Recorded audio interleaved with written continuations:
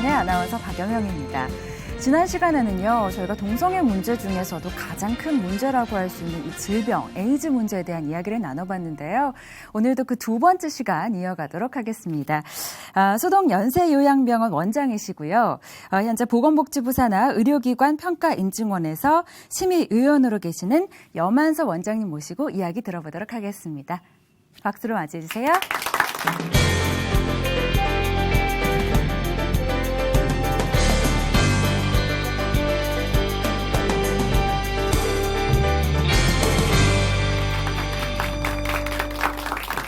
저번에 이어서 오늘도 50분 강의하도록 하겠습니다.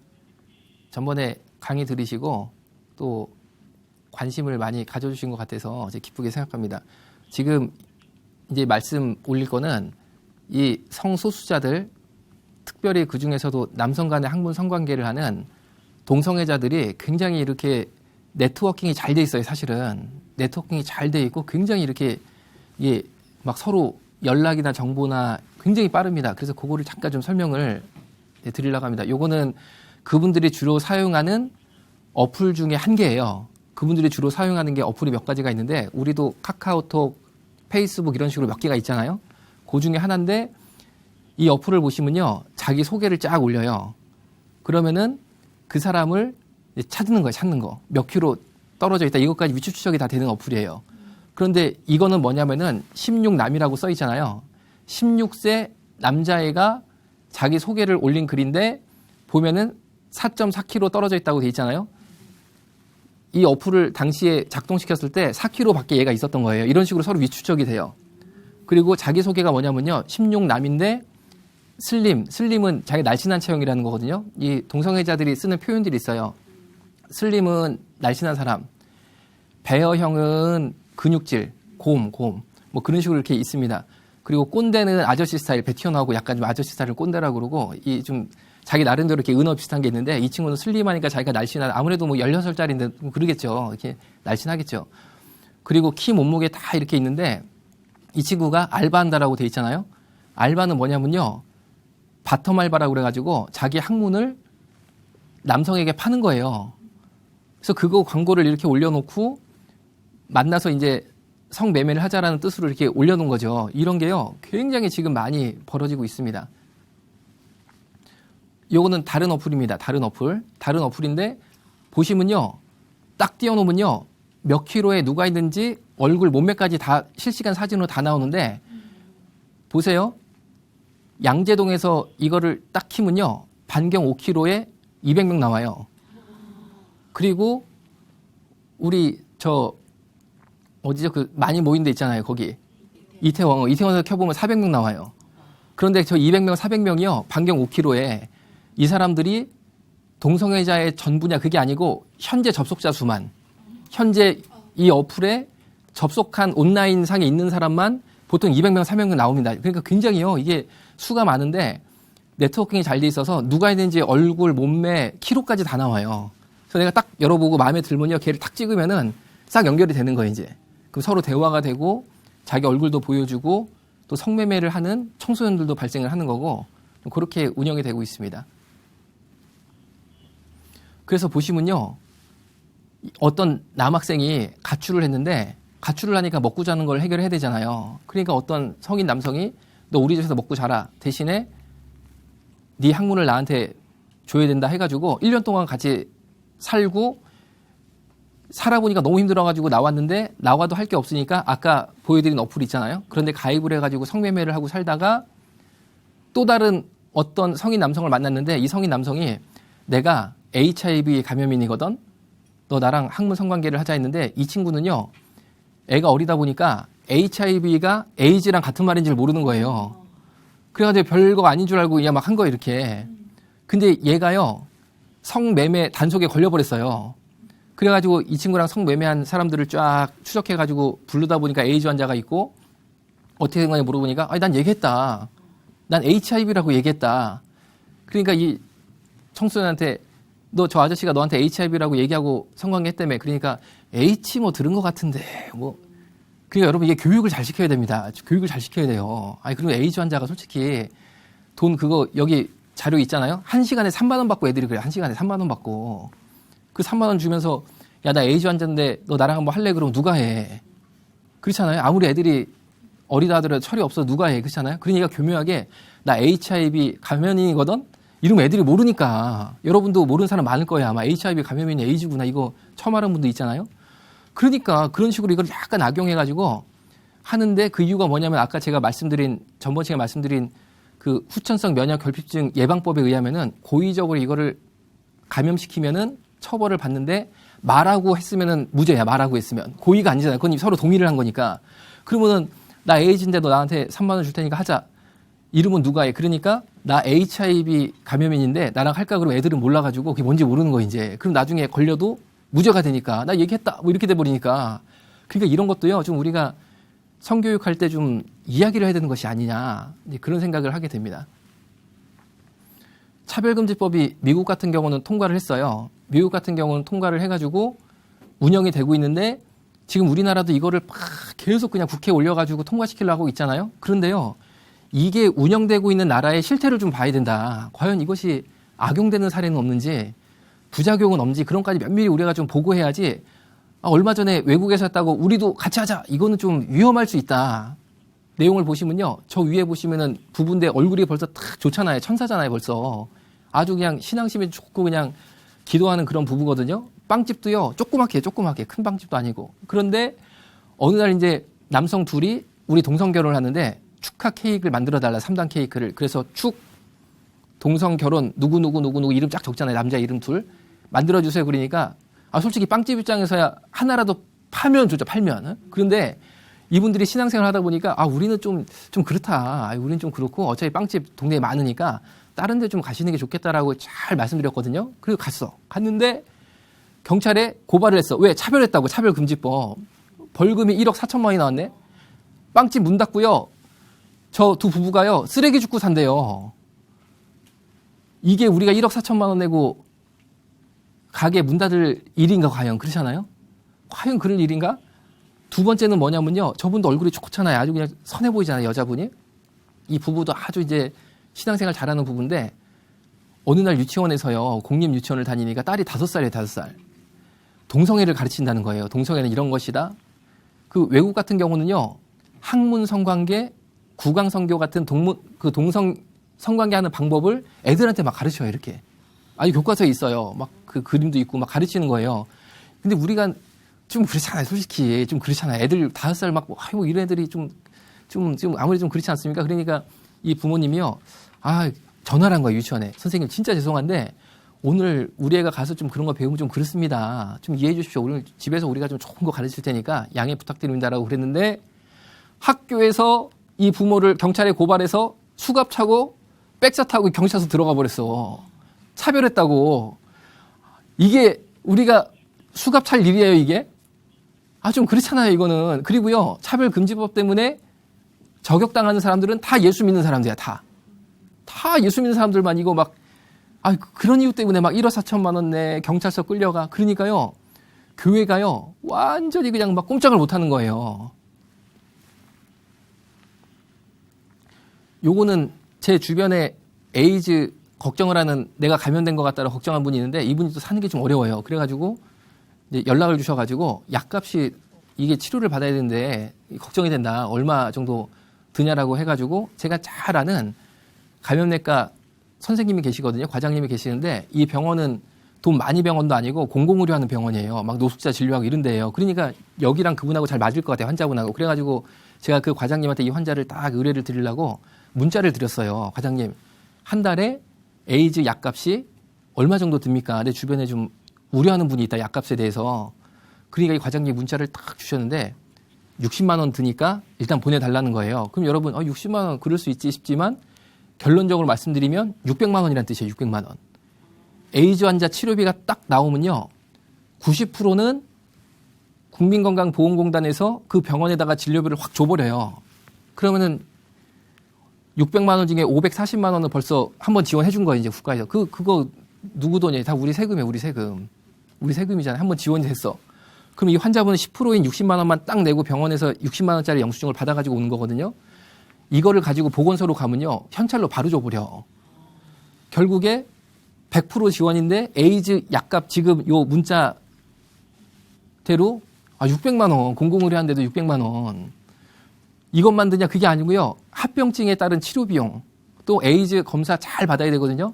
바이러스 수치도 봐야 되고 CD4 림프구 수치도 봐야 되고 이런 거 계속 이거 해야지 돼요. 해야 되지. 검사 여러분 MRI 한번 찍어 보셨잖아요. MRI 찍으면 100이에요 무조건. 에이즈 바이러스 때문에 뇌가 갉아먹고 뭐 이런 게 생길 수 있으니까 MRI 찍어서 확인해야지. 돈이요 무지무지 들어요. 무지무지 들어. 그런데 우리나라는 이거를 다 전액 국민 세금으로 지원해주고 서비스로 간병비까지 지원해주는 거예요. 이런 질병은 대한민국에 에이즈밖에 없다. 에이즈밖에 없다. 그러니까 여러분 물론 우리가 에이즈 환자분들을요 잘 돌보고 진짜 교회가 앞장서서 그분에게 기도하고 복음 전하고 잘 섬겨야 되거든요. 그런데요, 이렇게 지금 돈이 많이 들어가면 우리 국민이 세금을요 무한정 이렇게 팍 낼 수는 없잖아요. 어디까지 우리가 과연 감당할 수 있을 것인가 이 한국 사회가. 그래서요 정말 에이즈 환자를 위하는 길은 에이즈 걸리지 않게 해주는 게 제일 위하는 거예요 사실은. 솔직히 아무리 약이 좋다고 그래도 약 먹고 살고 싶냐고 에이즈 약 먹고 그렇잖아요. 에이즈 환자 돼가지고. 그보다는요 안 걸리는 게 그분을 진짜 위하는 거고 인권이에요. 그리고 안 걸리면 세금이 글로 덜 가. 그러니까 국민도 살고 환자가 될 수 있는 이도 살고 이게 올바른 거라고 저는 생각을 하는 거죠. 사회적 비용은요. 이게 질병관리본부에서요. 발표를 한 거거든요. 2003년도에 7,821억 원이었거든요. 그런데 지금 2013년도에 에이즈 환자가 10,000명이 넘었어요. 이걸 단순히 10년 동안 환자 늘어난 거에 곱하기를 하니까 4조 원, 2013년도 4조 원, 사회적 비용 4조 원이 들고 있는데 10년 동안 물가가 얼마 올랐습니까? 그렇잖아요. 2003년도에 10,000원 가지고 시장 가는 거랑 10년 뒤엔 2013년도에 10,000원 가지고 시장 가면요. 완전 틀리거든요. 살 수 있는 게. 그거 다 빼고. 물가 상승 빼고 그냥 단순히 이만큼 늘어났으니까 돈 곱하기 하면요. 2013년도에 4조. 이거는요. 정말 국가를 위해서도 우리가 생각 잘해야 된다. 그리고요. 지금 우리나라가 에이즈 감염인이 10,000명을 훌쩍 넘어버렸거든요. 그런데 이 중에 에이즈 검사 받아본 분 있으면 손 한번 들어보세요. 이 중에. 아무도 없잖아요. 무슨 말이냐면요. 이렇게 에이즈 검사 안 받아도 10,000명인데 UN 에이즈 통계법이 있거든요. 거기에 따르면 대한민국의 에이즈 환자는 40,000명 이상이 될 거로 생각을 해요. 에이즈에 걸렸는데 본인이 몰라. 검사를 안 하니까. 그런 사람이 30,000명 이상으로 봐서 40,000명 이상의 에이즈 환자로 보고 지금 우리가 계속 에이즈 신규 발생률을 막 증가를 하고 있거든요. 그러니까 한국 사람들이요. 우리가 이제 필승 코리아잖아요. 이것도 그냥 막 올라가. 뭐든지 이게 좋은 것만 막 올라가야 되는데 막 올라가. 하다못해 아프리카도 그냥 막 떨어지거든요. 감염률이. 우리나라는 막 올라가. 천장이 없어. 막 올라가. 지금 그 추세 그대로 보면요. 10년 후에는 에이즈 환자 수가 10만 명이 돌파되게 돼 있어요. 10만 명이. 그럼 어떻게 되는 거야?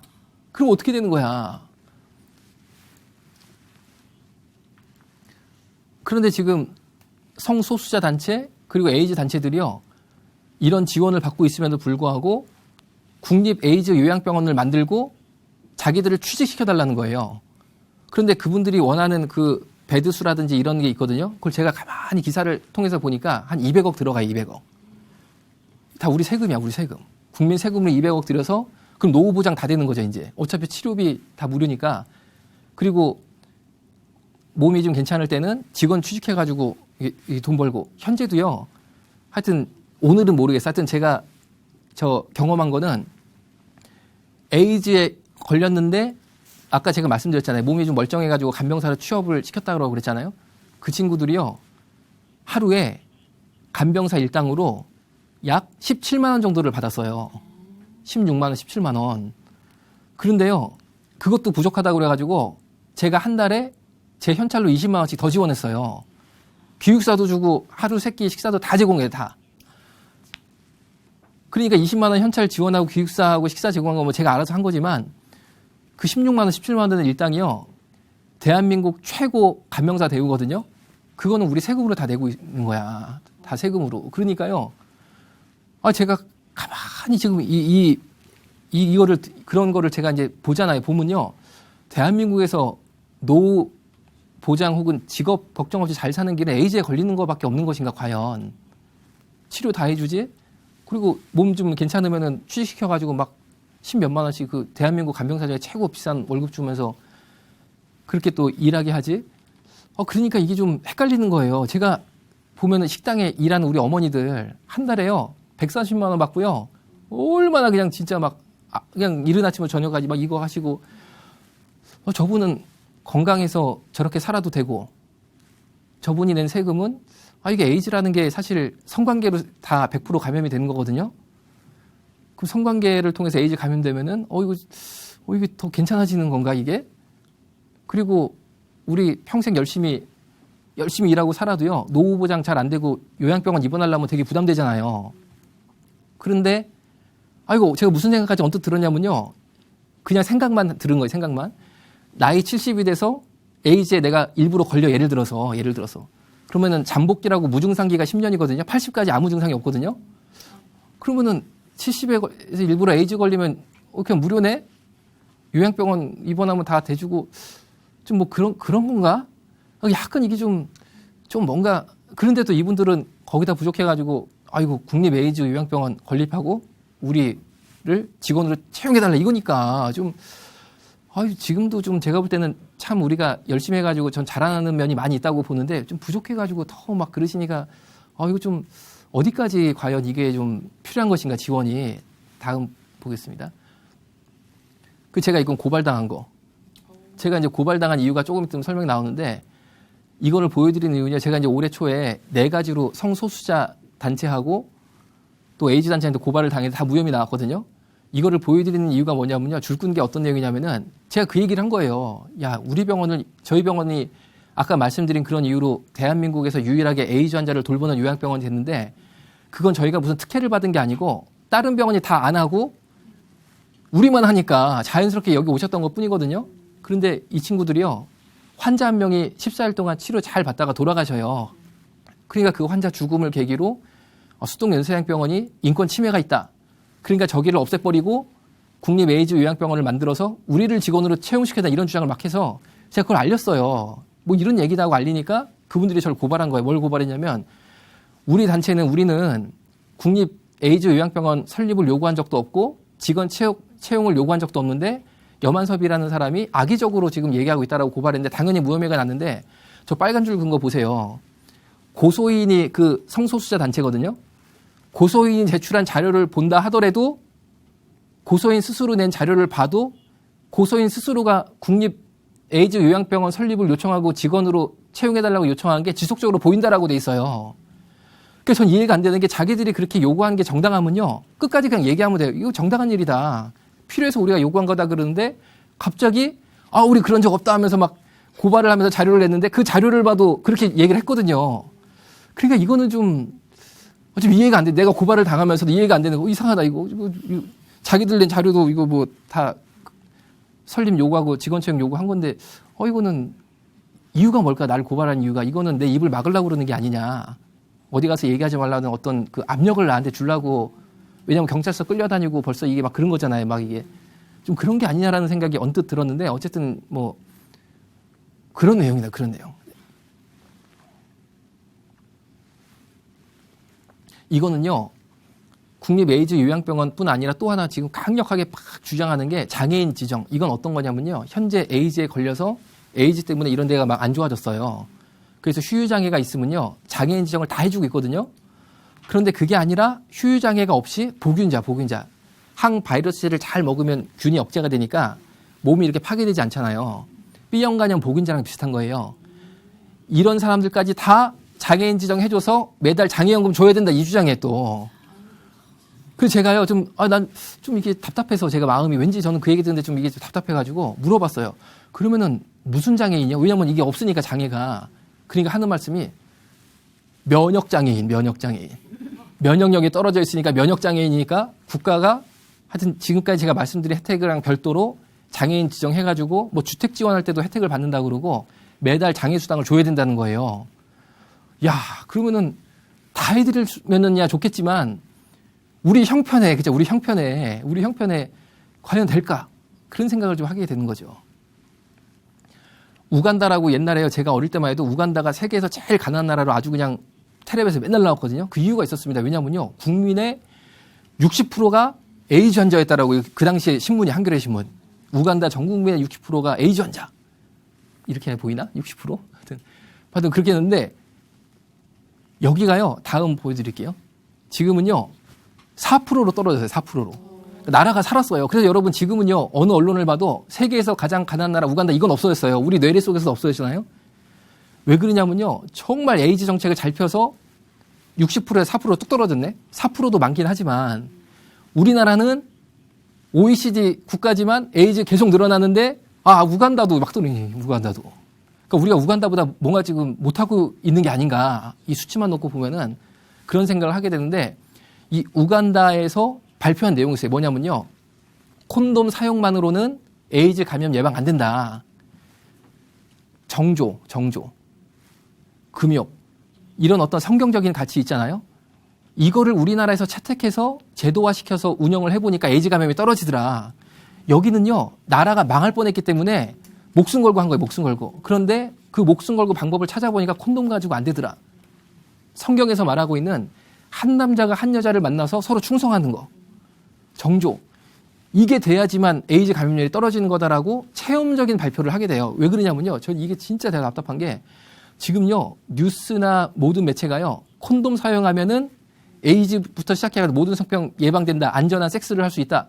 이게 얼마나 거짓말이고 위험한 건데. 왜냐면요. 콘돔의 피임 실패율이 보시잖아요. 15%에서 2%. 그런데 저 2% 내지 3%도요. 진짜 정확하게 콘돔 사용 잘했을 때 피임 실패율이 2%에서 3%고 보통은 그냥 15%예요. 15%. 그러니까요. 콘돔을 쓰는 것만으로는 에이즈나 성병을 예방할 수 없고 결국 노출이 되게 돼 있거든요. 다음 보여드릴게요. 이게 이제 이게 들어보세요. 이게요. 지금 손톱 하나 보이잖아요. 손톱 그렇죠. 웬 손이 하나 보이잖아요. 저 손의 주인공. 전 저 사람이 누굴까 너무 이렇게 제가 가슴이 아픈 거예요. 왜냐면요. 저 여자분이요. 쉽게 말하면 성매매일을 했는데 우리가 아는 뭐 청량리 오파팔 이런 데가 아니고 나름대로 이제 좀 안전하게 고급스럽게 잘 하려는 그런 의지가 있었던 것 같아요. 그래가지고 오피스텔을 하나 얻어가지고 영업을 하셨거든요. 그런데 100% 콘돔 정확하게 다 끼고 이렇게 했대요. 2년 동안. 왜? 콘돔 끼면 괜찮다라는 그런 언론에 이 사람이 이게 각인이 돼 있으니까 그러면 괜찮을 줄 알고 나름대로 경제적으로 어렵고 사는 게 어렵다 보니까 하다 이제 그런 일까지 한 것 같아요. 그런데 2년 동안 하여튼 남자친구도 안 사귀어봤고 어디 그냥 밖에 나가서 성관계 해본 적도 없고 그냥 손님하고만 이제 생계형이죠. 그리고 콘돔 정확하게 잘하고 했는데 2년 지나서 보건소 가서 아까 말씀드린 익명검사 있잖아요. 받아보니까 에이즈에 걸렸다는 거야. 에이즈에. 그뿐 아니라 우리 여기 보면요. 인체 유두종 바이러스에 감염되는 곤지름이라고 있거든요. 그것도 감염되고 다른 성병도 걸릴 건 다 걸렸어요. 보니까. 콘돔 갖고 안 된다니까요. 이 여자는 그 말 믿고 그랬다가 인생 망해버렸어. 뒤에 보면요. 저 요새 진짜 너무 막 죽고 싶고 우울해서 항우울제 드립다 먹고 있는데 약이라도 손댈까 봐요. 그렇게 하고 있거든요. 그 약은 마약을 쓰던 거예요. 마약을. 야 생각해보세요. 내가 사는 게 어려워가지고 콘돔 끼고 하면 괜찮다고 그래가지고 좀 그런 일을 했는데 2년 있다 이렇게 돼버렸네. 그러면 이제 사는 거 자체가 진짜 이제 막 그런 거잖아요. 그러면요. 마약이라도 해볼까 이런 생각까지 드는 거예요. 그러면 보세요. 마약을 했어. 얌전하게 마약만 하나? 또 온갖 남성하고 막 이제 난교, 혼교를 하는 거죠. 그럼 또 감염되는 거야. 지금 대한민국이 이러고 있다고요. 그래서 저는요. 콘돔만으로는 에이즈나 성병 감염을 막을 수 없다라는 말을 하는 사람이 아무도 없는 게 너무 힘들어 이게. 그 나라도 말을 해야 돼. 나라도. 그리고 그런 말을 하는 사람이 전혀 없고 콘돔 끼면 괜찮잖아. 이 말하는 사람 때문에 이런 피해자 지금 손 보이잖아요. 여기 분홍색 이거 매니큐어 칠한 저 손의 주인공이 에이즈에 걸렸다면요. 저 여자는 그 사람이 책임져야 돼. 그렇게 속였던 그 사람이 책임져야 돼. 책임진 사람 아무도 없어요. 아무도 없어. 이게 곤지름. 인체 유두종 바이러스 때문에 감염이 되는 성병인데 일명 성기사막이라고 하거든요. 지금 좁쌀처럼 무슨 막 톱처럼 닭벨처럼 막 돼 있잖아요. 저게요. 항문 성관계라는 경우에는요. 항문 속까지 다 들어가요. 그런데 저거는요. 성접촉을 통해 감염이 되지만 난치성 피부 질환으로도 분류가 되거든요. 왜냐면요. 아토피가 좋아지는 것 같다가 또 생기고 괴롭히고 이런 것처럼 저것도 잘 안 나서요. 그리고 계속 저런 식으로 닭벼슬이 막 올라오니까 얼마나 사람을 힘들게 하는 병인지 말도 못 하거든요. 요거 콘돔으로 예방 안 돼요. 그리고 한 번 성관계 시 감염 확률 50% 이상이에요. 처음 들어보셨잖아요. 이런 얘기 왜 아무도 안 하냐고. 아무도 안 해요. 아까 그 여자분도요, 검사지를 보니까 이게 감염이 된 거예요. 그럼 그 인생은 어떻게 해? 앞으로 어떻게 되는 거야? 그래서요, 지금 우리 한국교회가 저는 본회퍼의 시대를 살고 있다 이렇게 생각하거든요. 본회퍼는 독일의 목사님이시고 신학자였는데 나치 정권의 협력을 안 한다는 이유로 감옥에 갔다가 나중에 사형이 돼버렸어요. 지금 제가 볼 때는 진짜 위험성이 많은 이 사회적인 분위기로 가고 있거든요. 그런데 여기에 대해서 말을 하면 공격당해요. 공격당해요. 그런데 여기에 대해서 말을 안 한다든지 말을 안 하는 거는 소극적인 협력이죠. 그 당시에 독일 국민들 대다수도요. 나치가 잘못했다고 말만 안 했어. 속으로는 이거 좀 잘못한 것 같아. 왜 유태인도 자꾸 잡아다가 죽이고 이거 이상한 것 같은데 해도 그냥 모르는 척하고 사는 거예요. 모르는 척하고. 소극적 협력자. 이루고 살면 별 문제 없을 수 있어요. 개인 하나는. 그런데요. 지금 이 시대가 내가 적극적 협력자 내지는 소극적 협력자를 살 것인지 아니면 진실을 말한다는 이유로 핍박당만 살 것인지 두 개밖에 선택의 여지가 없어요. 제가 볼 때는. 그런데요. 나중에 우리가 천국 가서 예수님 만나면요. 예수님 물어보실 거예요. 야, 너는 그거 차별금지법이 교회 말살법인데 그거 이렇게 막 올라올 때 뭐 했어?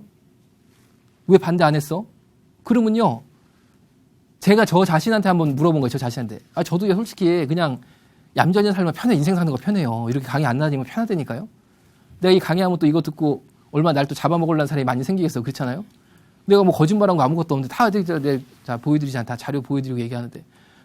그러면 이제 저도 공격당하는 삶을 살 수밖에 없는 이유가 내가 천국에 가서 예수님 만나는데 야, 여만성 너는 내가 의사도 시켜주고 목사도 시켜줬는데 너는 그게 그런 건 줄 알면서 왜 아무 얘기 안 하고 얌전하게 살다가 여기까지 왔어? 그러면 내가 그 답을 알거든. 뭐냐면요. 저는 공격당하는 게 싫어가지고요. 그렇게 못한 것 뿐이에요. 근데 그 대답을 내가 안 하려고 내가 이제 온 거예요. 그 대답 안 하려고. 내가 진실을 말해야 되니까 누군가는. 그리고 진실을 말하지 않기 때문에 아까 보여드리는 사람처럼 피해자들이요. 엄청나게 생겨서 엄청나게. 그런데 그 피해자들의 목소리와 인권은 누구도 얘기를 안 한다니까요. 에이즈 역학 잠깐 말씀드리겠습니다. 보시다시피요. 계속 하여튼 대한민국 막 엄청 올라가고 있어요. 엄청. 10,000명이 현재 돌파를 했습니다. 다음 보겠습니다. 계속 엄청나게 올라가요. 진짜. 우리나라만. 하여튼 계속 올라가고 있는데 다음 감염 경로 보겠습니다.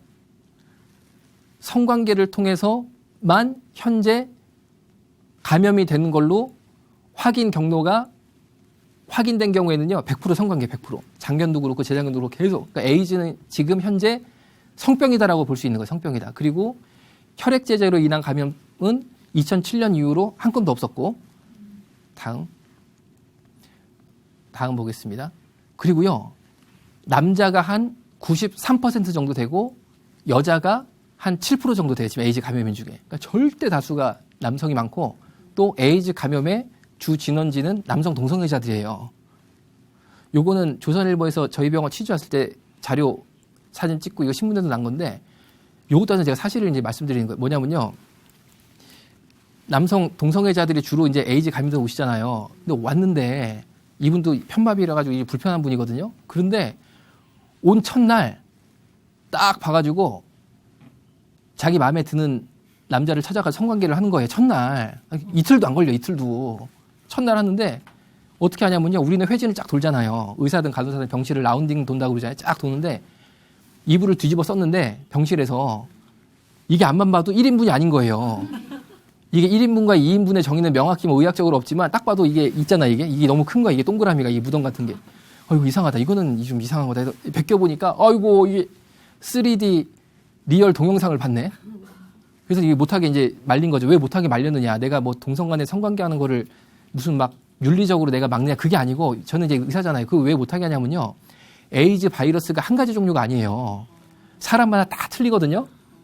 그러니까 그 바이러스에 맞는 바이러스 약을 먹기 때문에 이게 억제가 되고 있는데 내가 지금 다른 애랑 성관계를 하면요. 정액을 통해서 이 사람에 있는 바이러스, 이 사람에 있는 바이러스 서로 틀린데 서로 이렇게 만나거든요. 그러면 돌연변이가 생겨요. 그러면 그다음부터는 약도 안 들어. 둘 다 죽어버려. 그러니까 이 사람의 생명을 보호하기 위해서 환자끼리 못하게 설명을 하고 막았는데 이것 때문에 모 신문사에서 나를 취재해가지고 인권 침해했다고 그 사람들이 고발을 한 거예요. 환자들 오면은 서로 스킨십 터치 못하게 안내한다고, 인권 침해한다고. 이게 인권 침해예요. 이건 인권 침해가 아니다. 이건 그 사람을 인권을 위한 거거든요, 오히려. 그리고 나 국가인권위에도 고발당하고, 뒤에 보면 고발당하고 나와요. 그러니까 설명을 해야 되잖아요. 이렇게 되면 안 됩니다. 그러니까 화장실에서 하는 화장실에서. 그래서 말씀을 드렸죠. 화장실에서도 하면 안 된다. 그러니까 병실에서 하지 말라고 그러셨지 화장실은 괜찮지 않냐는 거예요. 그게 아니다. 지금 하고 안 하고가 문제가 아니고 진짜 잘못하면 죽는다. 그러시면 안 된다. 이거 바이러스 변이 생기면 두 분 다 이거 생명이 위험한데 제가 그러면 안 된다고 설명을 드렸거든요. 그러면서 이제 화장실 문을 20cm를 다 잘라가지고 한 번씩 보는 거에서 다리가 2개면 정상, 4개면 비정상이니까 저기 밖에서 열 수가 있어요. 키가 있어서. 그래서 이제 왜냐하면 그분을 위해서 그런 거예요. 그거는. 다음 보여드릴게요. 그래서 화장실에서도 못하게 하니까 이번에는 그분들이요. 저기 주차장이고 저희 병원. 저 차 사이에 가서 하는 거예요. 대낮에. 그러니까 또 가가지고 사람들 지나가는데 막 놀라고 그러잖아요. 그래서 막 못하게 말리고 설명드리고 했는데 제가 이런 걸 겪어보니까 뭘 느꼈냐면요. 저희 병원이 그 당시에 에이즈 환자분이 60분이고 대부분이 동성애자였고 200분이 일반 환자였거든요.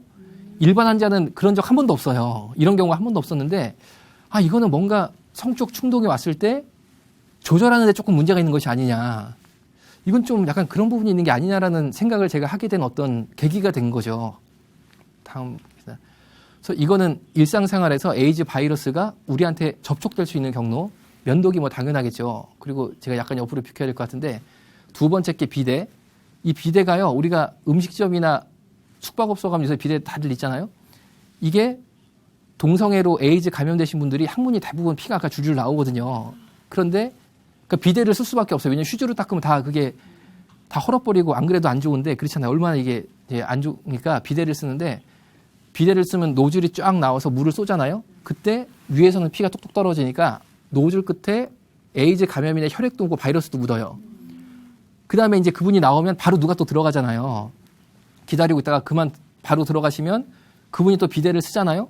그러면 방금 묻은 신선한 에이즈 혈액과 바이러스가 쫙 나와서 직구로 쏴버리는 거예요. 직구로. 그런데 그 다음에 그거를 사용하신 분이 비데 노즐을 사용하신 분이 항문에 열상이라든지 치질이라든지 치루 때문에 이게 혈관이 노출된 분이다. 그러면요. 조준사격 당하는 거예요. 조준사격. 그러니까 이제 우리 일상생활에서 굉장히 에이즈 바이러스에 노출될 수 있는 예는 많이 존재하고 있다. 그렇게 볼 수 있는 거죠. 요거는요. 저희 병원에 입원했던 환우분이 정말 저희 병원 감사하다라고 이제 편지를 쓰신 거예요. 그 다음. 자, 요거는요. 아까 제가 잠깐 말씀드린 14일 정도 입원했다가 소천한 친구의 어머니가 저희 병원에 주신 편지거든요. 아들 돌아가신 다음에 야, 우리 아들 정말 잘 봐줘서 고맙다. 그런 내용의 편지를 써준 거고 또 하나 내용은 뭐냐면요. 다음 보겠습니다. 이건 뭐냐면은 동의서잖아요.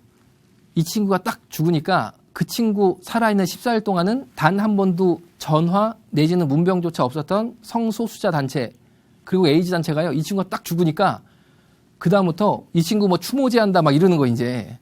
당연히 그 추모제에는 가족들 아무도 안 갔어요. 왜냐하면은 이 친구들이 사실과 다른 내용을 막 유포시키면서 수동연사요양병원의 과실로 인권침해로 환자 죽었다. 그러니까 저 병원은 없어져야 되고 국립 에이즈 요양병원을 국민 세금으로 만들고 우리를 직원으로 채용해달라 막 이렇게 나가는 거 이제 분위기가.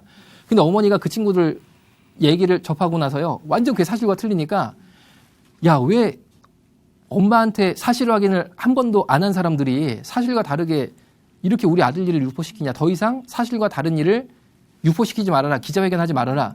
그런 내용을 담아서 동의서를 써주신 거고 실제로 그 단체 총무한테 전화도 했어요. 너 우리 아들 얘기 그렇게 거짓말로 하지 말아라. 기자회견 같은 거 하지 말아라. 그러니까 그 총무가 전화 받고요. 네, 알겠습니다. 그랬대요. 근데 그거 뭐 말뿐이지. 말뿐인 거죠. 다음 보여드릴게요. 요거는 저희 병원에 이 환자를 보냈던 신촌 세브란스의 가요내과 교수님이 쓰신 소견서인데 환자가 죽은 거는 갑작스러운 사망 가능성이 높아서 이미 갔다는 거예요. 그리고 수동연사용병원 과실이 아니다라는 소견서를 주신 거죠. 그래서 제가 국가인권에 고발당했잖아요. 당했는데 이제 기각당한 거. 인권회뿐 아니라요. 저희 병원의 에이즈 감염인 요양이랑 관련해서 감사원, 복지부, 질병관리본부, 뭐 경찰 조사 안 당한 데, 고발 안 한 데가 없거든요. 그 제가 정관왕 다 세요, 정관왕 다 세웠어요. 다음. 이거 이제 검찰에 고발된 거 다 무혐의 나온 거. 그런데요, 다 무혐의 내지는 기각이 됐어요. 저희 병원에 관련된 민원이. 그래서 이제, 이제 그런가 보다 했거든요. 야, 근데 KBS 추정 60분에 또 나오네. 그런데 첫 화면이야, 이게. 국립요양병원 마련하라 데모하는 게 첫 화면 나오는 거야, 또. 보시면요, 방송장비 탑차 실어와가지고요, 방송장비 세팅 다 했죠? 저기가 아주 국민연금공단 앞이거든요. 도심이에요. 거기 집회화가 다 맞았지? 다음 보여드릴게요. 노래패. 80년대 운동권 있잖아요. 그 스타일 그대로 하더만요. 그대로. 그리고 추정 60분 화면 제가 캡처해서 보여드리는 거예요. 보시면요, 요게 뭐라고 요 당시 방송에 나왔냐면요. 저 사람들이 그동안 그 해묵은 문제제기 있잖아요. 해묵은 거. 그걸 다 이미 조사받은 거. 그걸 그냥 꺼내놓으면서 그럼 조사 결과를 얘기해 주면 되잖아. 이렇게 했는데 뭐 이렇게 됐더라. 결과를 얘기해 주면 결과는 얘기 안 하는 거야. 그리고 요게 나오면서 뭐라고 하냐면요. 이런 문제 때문에 이 병원을 이 단체들이 국가인권위원회에 고발을 했는데 국가인권위원회에서는 자기들 자체 권한이 없다고 그래서 조사를 안 해버리고 끝났다. 이렇게 말하고 다음 화면 싹 넘어갔거든요. 그런데 여기 보면 파란색 줄은 제가 친 거예요. 파란색 줄을 보면요. 국가인권위원회가 아무 일 안 한 게 아니고 해당 경찰서로 조사라고 사건을 보내버렸어요. 그래서 저희 지역 남양주 경찰서에서요. 이거를 조사를 한 다음에 고발자 있잖아요. 고발자까지 불러가지고 조사 다 했다니까요. 그 다음에 아무 일이 아닌 거예요. 그래서 내사 종결을 시켰거든요. 이거는 방송 안 나가. 그리고 그 어머니 편지 있잖아요. 그것도 방송 안 나가. 이야, 이게 이렇게 되더라고요. 이렇게 되는 거. 이거는요. 시간상 넘어가기 바쁘니까. 그 친구가요. 네, 이쪽 가서 그 친구가요. 질병이 어떤 게 있었냐면요. 22살에 에이즈 진단을 받았거든요. 그리고 32살에 저희 병원에 와서 14일 동안 치료받다 죽었는데 22살에 에이즈 진단받았으니까 뭐 그런가 보다 싶잖아요. 그런데 에이즈 잠복기가 10년이에요. 10년. 근데 22살 때 이 친구가 나 에이즈인 것 같아 해가지고 간 게 아니고 숨 쉬는 게 너무 괴롭고 힘들어가지고 병원에 가서 엑스레이를 찍어보니까 악성 폐결핵이 양쪽에 다 왔는데 대한민국에 요새 이런 폐결핵이 없을 정도로 심한 거예요, 얘가. 그러니까 야, 이거는 일반적이지 않다. 이거는 에이즈 때문에 온 것 같다. 에이즈 때문에 폐결핵이 오면 되게 심하거든요. 검사를 딱 해보니까 에이즈 때문에 진짜 폐결핵이 온 거예요. 얘가 그 말 들은 다음에 나 약 잘 먹어야겠다. 내가 살아야겠다 한 게 아니고 그 길로 도망을 가요. 그 길로. 10년 동안 치료를 안 받아. 보세요. 왜 그랬을까? 22살에 에이즈 진단되면요. 잠복기 10년 딱 계산해 보면은 12살에 가면 돼. 12살에. 그런데 이 친구는 잠복기 10년 지나고 몇 년 증상 나타난 다음에 병원으로 온 거거든요. 그러니까 하여튼 그런 거 다 빼고도 짧게 잡아도 10년인데 12살이 초등학교 4학년인가 3학년인데 무슨 수로 에이즈에 걸려요. 그렇잖아요. 아까 홍석천 씨도 초등학교 4학년 때 성관계 당한 거잖아요. 이 친구가요. 어머니가 사실상 가장 노릇하고 식당일하고 막 파출일하고 어렵게 사는 친구예요. 낮에 얘를 돌봐줄 사람이 아무도 없거든요. 그러니까 제 생각에는 이게 거의 맞을 거예요. 그 동네에 에이즈 감염인 동성애자가 얘를 성적 놀이개로 쓴 거죠. 에이즈 감염이 됐어. 22살이 되는데 몸이 너무 아파서 병원에 가보니까 내가 에이즈래. 그러면은 옛날에 내가 당한 생각 다시 나잖아요. 살고 싶지가 않은 거야. 안 살고 싶으면 어떻게 하면 됩니까? 약 안 먹으면 죽어버려. 너무 간단한 거야. 그래가지고요. 치료 안 받고 살아요. 안 받고 살다가 32살에 다시 신촌 세브란스로 들어가는데 이유가요. 나 진짜 약 먹고 잘 살아야 돼. 이게 아니고 너무 통증이 심해서 갔는데 검사해보니까 이미요. 안 걸린 병이 없어. 안 걸린 병이. 그런데 그중에 매독이 치료 안 하면 신경매독이라고 그래가지고 뇌하고 척추를 갉아먹어 버리거든요. 애가 너무 아파가지고 온 거예요. 그리고요, 애가 몸무게가 33kg야.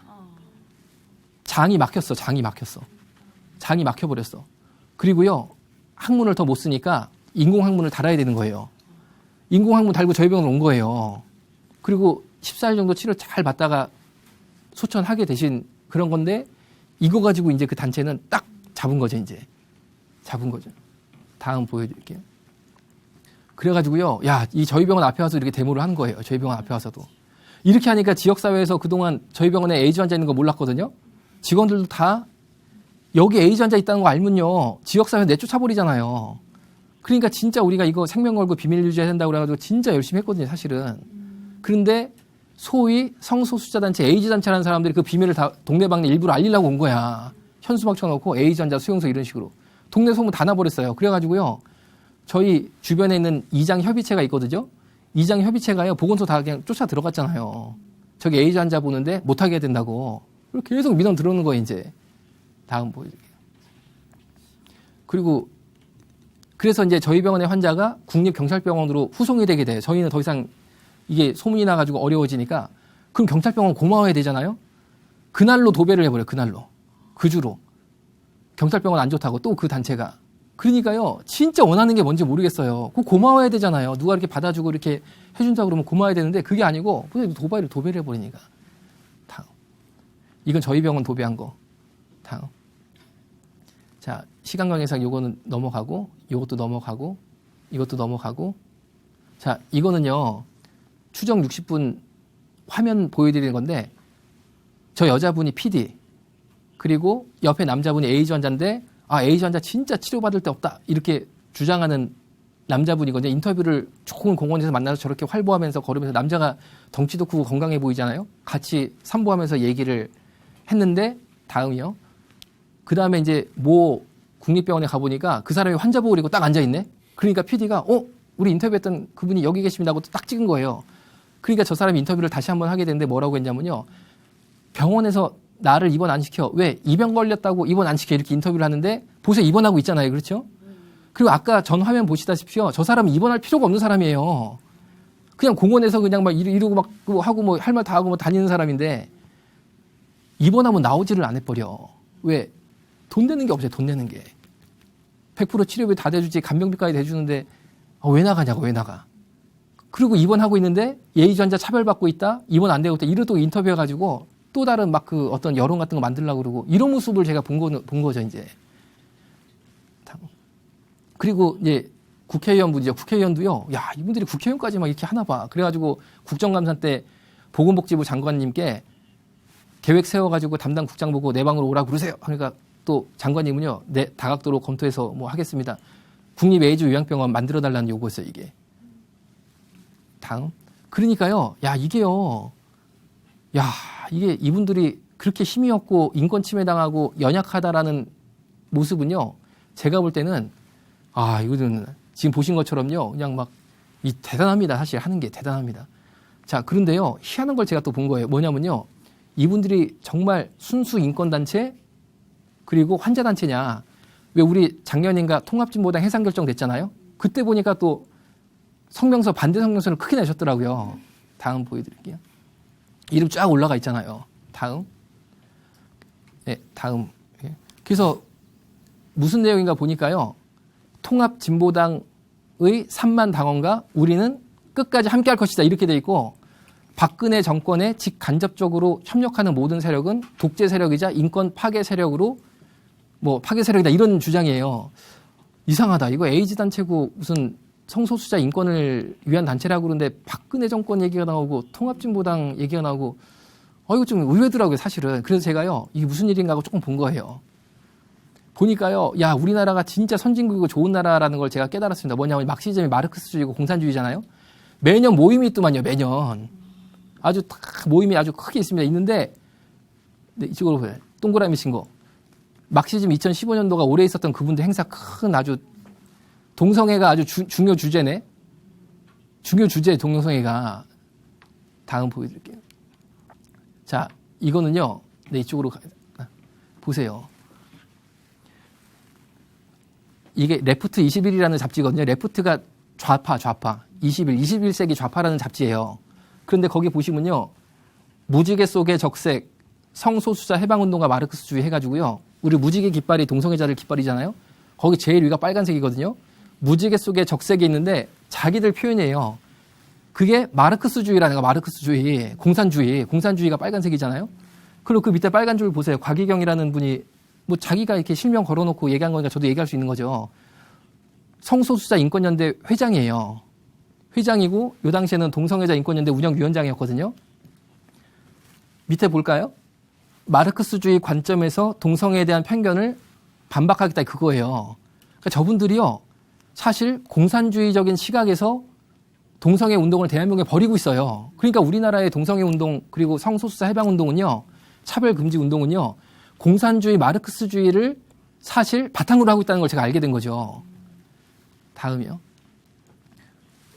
이거는 아까 말씀드린 막시즘 있잖아요. 마르크스주의자들 모임. 그 작년 포스터인데요.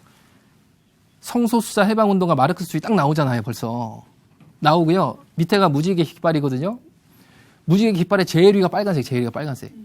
그 제가요. 저분들이 무슨 주장인가 봤어요. 무슨 주장인가 보니까 지금 시대에 야, 너 나랑 마르크스주의 공산주의 한번 해볼래?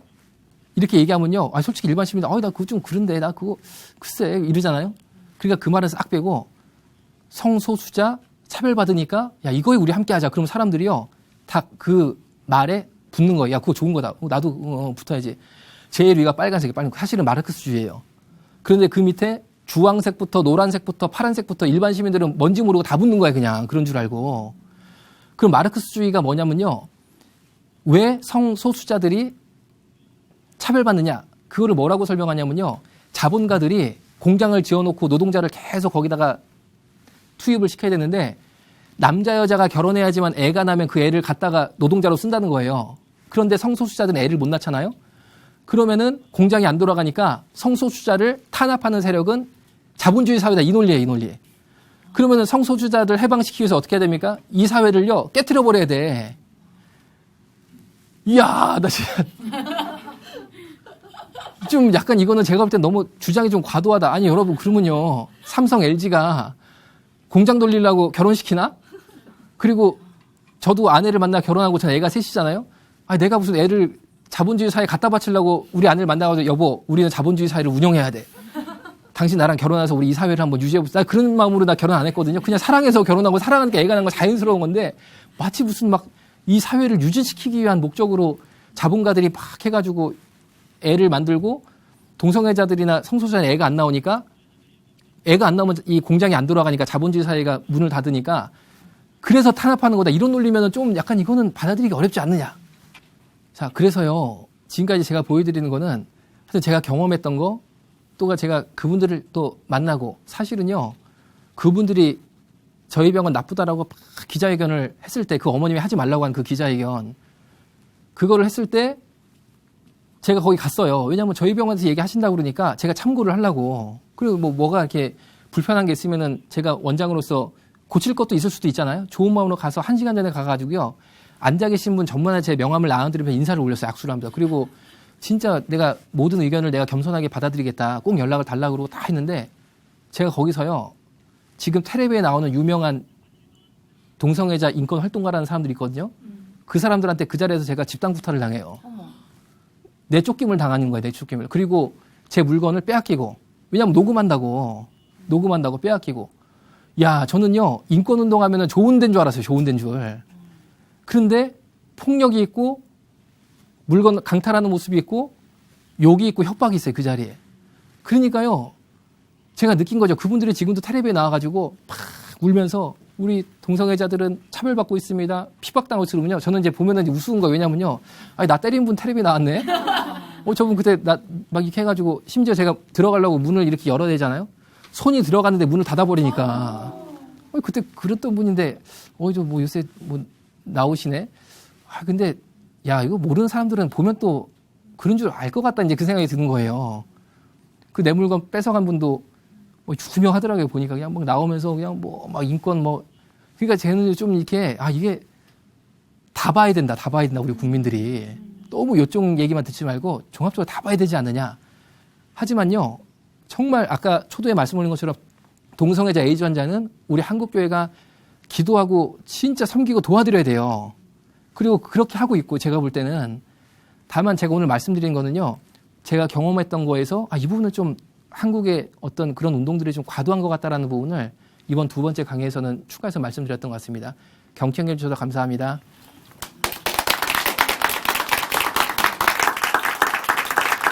네. 사실 오늘 저희가 들은 내용은 어떻게 보면 조금 불편하고 조금 어렵고 피하고 싶은 그런 문제가 아니었나 하는 생각이 들었어요. 하지만 저희가 이 문제를 피하지 않고 당당하게 맞서야 또 문제가 해결되지 않겠습니까? 아까 원장님께서 무엇보다 교회 기도, 우리들의 기도가 정말 필요한 문제다 이렇게 말씀을 하셨는데요. 어떻게 더 열심히 기도해 주실 거죠? 네, 다음 시간에 저희는 더욱더 알찬 강의로 찾아뵙도록 하겠습니다. 오늘은 이만 인사드리겠습니다. 여러분 고맙습니다.